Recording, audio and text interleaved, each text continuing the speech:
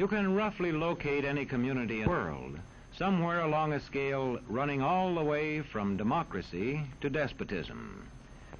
One to the democracy end, another somewhere in the middle, and a third. Let's find out about despotism. This man makes it his job to study these things. Well, for one thing, avoid the comfortable idea that the mere form of government can of itself safeguard a nation against despotism. Germany, under President Hindenburg, was a republic. And yet in this republic, an aggressive despotism took root and flourished under Adolf Hitler. When a competent observer looks for signs of despotism in a community, he looks beyond fine words and noble phrases. For which it stands, one nation, indivisible, with liberty and justice for all. Many observers have found that two workable yardsticks help in discovering how near a community is to despotism: the respect scale and the power scale. A careful observer can use a respect scale to find how many citizens get an even break. As a community moves towards despotism, respect is restricted to fewer people. A community is low on a respect scale if common courtesy is withheld from large groups of people on account of their political attitudes. If people are rude to others because they think their wealth and position gives them that right, or because they don't like a man's race or his religion.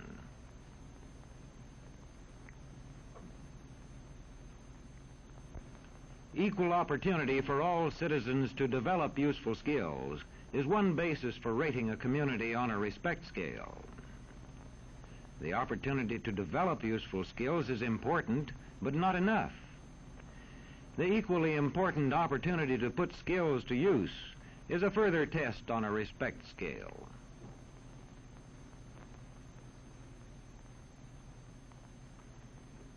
A power scale is another important yardstick of despotism. It gauges the citizens' share in making the community's decisions. Communities which concentrate decision-making in a few hands rate low on a power scale and are moving towards despotism. Like France under the Bourbon kings, one of whom said, "The state, I am the state." Today, democracy can ebb away in communities whose citizens allow power to become concentrated in the hands of bosses. What I say goes, see? I'm the law around here. The test of despotic power is that it can disregard the will of the people. It rules without the consent of the governed. Look beyond the legal formalities of an election in measuring a community on the power scale to see if the ballot is really free. If the citizens can vote only the way they're told, a community approaches despotism. When legislatures become ceremonial assemblies only and have no real control over lawmaking, their community rates low on a power scale.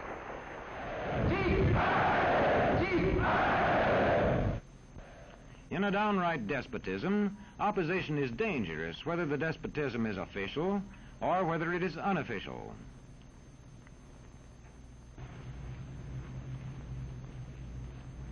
The spread of respect and power in a community is influenced by certain conditions, which many observers measure by means of the economic distribution and information scales. If a community's economic distribution becomes slanted, its middle-income groups grow smaller, and despotism stands a better chance to gain a foothold.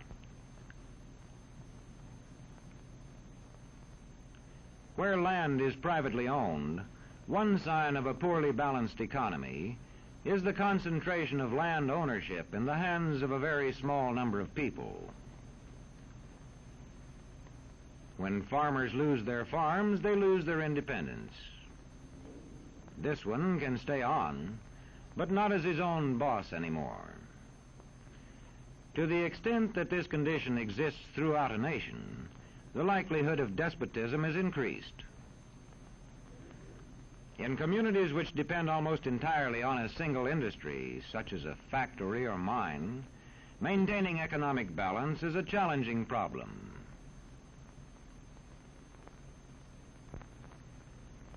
If this condition exists over the nation as a whole, so that the control of jobs and business opportunities is in a few hands, despotism stands a good chance.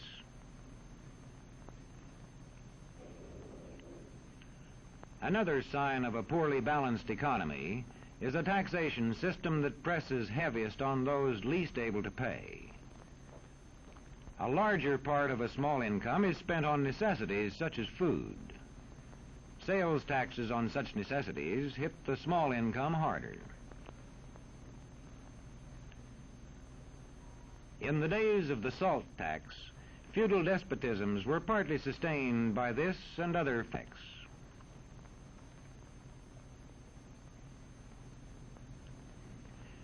A community rates low on an information scale when the press, radio, and other channels of communication are controlled by only a few people, and when citizens have to accept what they are told. In communities of this kind, despotism stands a good chance. See how a community trains its teachers. Bear this in mind. Young people cannot be trusted to form their own opinions. This business about open-mindedness is nonsense. It's a waste of time trying to teach students to think for themselves. It's our job to tell them. And when teachers put such training into practice, despotism stands a good chance. These children are being taught to accept uncritically whatever they're told. Questions are not encouraged. How can you ask such a question? Have you got a textbook?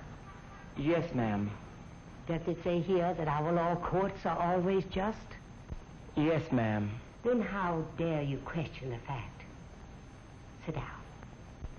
And so we aren't surprised when... But it must be true. I saw it in this book right here. And if books and newspapers and the radio are efficiently controlled, the people will read and accept exactly what the few in control want them to. Government censorship is one form of control. A newspaper which breaks a government censorship rule can be suspended. It is also possible for newspapers and other forms of communication to be controlled by private interests. I thought I told you to kill that story. It'll cost us a lot of advertising. If that story goes out, I quit. All right.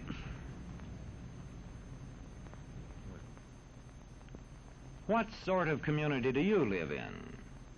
Where would you place it on a democracy-despotism scale? To find out, you can rate it on a respect scale and a power scale. And to find out what way it is likely to go in the future, you can rate it on economic distribution and information scales. The lower your community rates on economic distribution and information scales, the lower it is likely to rate on respect and power scales, and thus to approach despotism.